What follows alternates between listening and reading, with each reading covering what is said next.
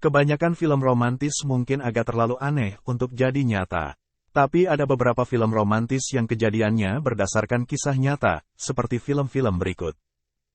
Hello.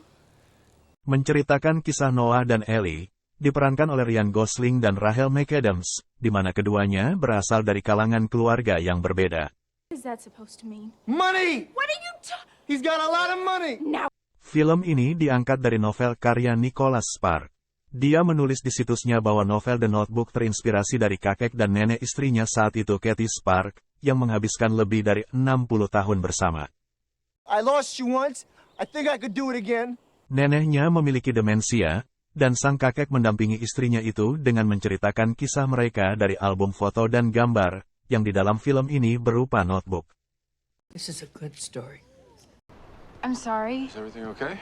Rachel McAdams kembali bermain di film romantis yang hits, kali ini bersama Channing Tatum. Kisahnya terinspirasi dari pasangan Kim dan Cricket Carpenter.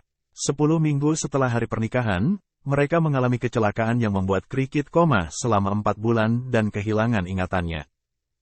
I'm your husband. Seperti dalam film, suaminya bertahan dan membantunya mengingat kembali.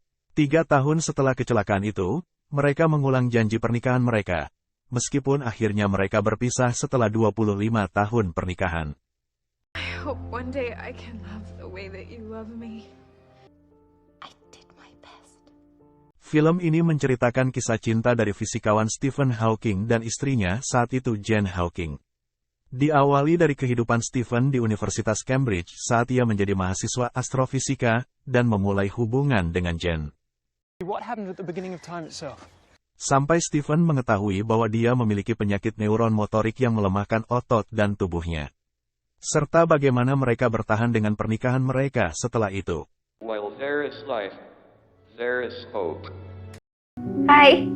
Terinspirasi dari kisah nyata yang terjadi di tahun 2018 ketika para teroris membobol rutan Makobrimob, yang menewaskan 5 orang anggota polisi, diantaranya adalah Ibtu Yudi Rospuji yang saat itu istrinya hamil besar.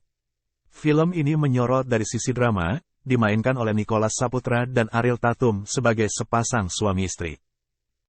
Capek banget soalnya perutnya udah segede gini. Jadilah istriku.